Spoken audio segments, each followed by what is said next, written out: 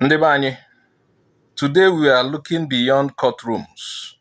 Today we enter the prison wards, where Mazi Nnamdi Kanu has made a bold and shocking move. He is inviting you, the public, to come and visit him at the DSS facility. What does this mean? Why now? And what message is he sending to Nigeria and to Igbo? This is IGBO AREA TV, and we are here to speak truth and clarity to our people. On Friday, June 28, 2025, his lawyer, Aloy Ejimako, posted a message that shocked many. Mazi Nnamdi Kanu invites anyone who doubts the message from his lawyers to come and see him at the DSS. In simple words, Kanu is saying, come and hear directly from me. This is not ordinary. This is not politician hiding behind press statements. This is a man locked in DSS custody, yet telling the world, I have nothing to hide. I stand by my words. Come and verify.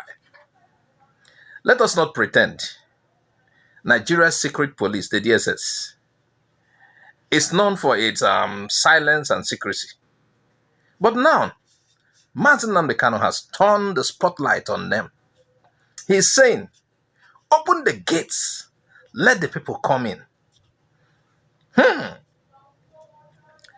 If the DSS refuses, it confirms the fear that they are hiding something. If they allow the visits, his truth spreads faster. I don't know whether you're getting what I'm saying. Whichever way, Kanu wins. He has changed the game, not with gun, but with a voice behind bars. Nibanye, this is not weakness. This is strategic resistance. Some may ask, why is he speaking up now? The answer is clear. After the court in Kenya ruled that his abduction in 2021 was illegal, his legal team gained momentum. Now he wants clarity. Many of us have not really heard how it transpired in Kenya. We know that yes, it happened in Kenya, but how it transpired. He wants the world, especially Igbo, to stop listening to fake messages, false interpretations, and DSS distractions. This invitation says, don't fight for me blindly. Come and hear me. Come and see me. Know the truth from my own mouth. Well, that seems like what true leadership looks like.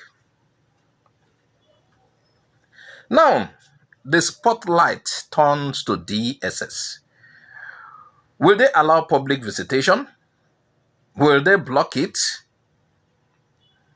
If they block it, we must ask, why?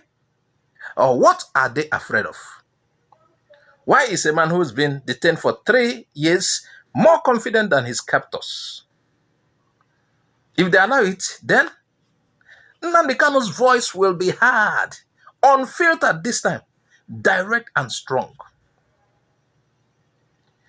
You know what? And this could awaken more minds. Not just within Igbo land,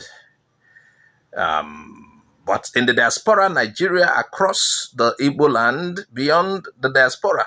First, let us remain peaceful but alert.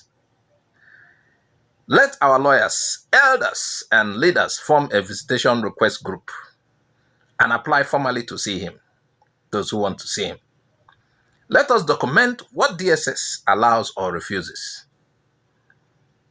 This will become evident in the battle for justice. I see something about him telling people to come and visit him. Let our people speak up. From Aba to Enugu, Onitsha to Nsukka, on social media, on radio, on the streets. Allow the people to visit Nnamdi Kanu This is not only a human right, it is a constitutional demand. Mazi Nnamdi Kanu is not asking for comfort. He's asking for truth to shine through these prison walls.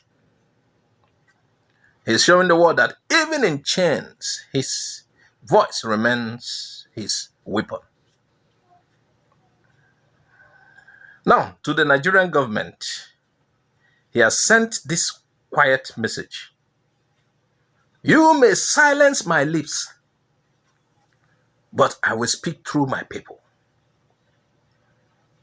Ndibo, the time is now to rise, not with fists, but with facts, unity, and wisdom. Share this video, tag your community leaders, tag everybody, tag the Nigerian media. Use the hashtag, as they said, visiting Nnamdi Kanu. Use the hashtag, visit Kanu now. Let the people know. Igbo people are watching. The world is watching. DSS need to answer. This video is for educational and public interest purposes. We do not promote violence or hate. We speak for justice, peace, and human dignity. Thanks for watching. I'm Azuka Oji. I say bye-bye for now.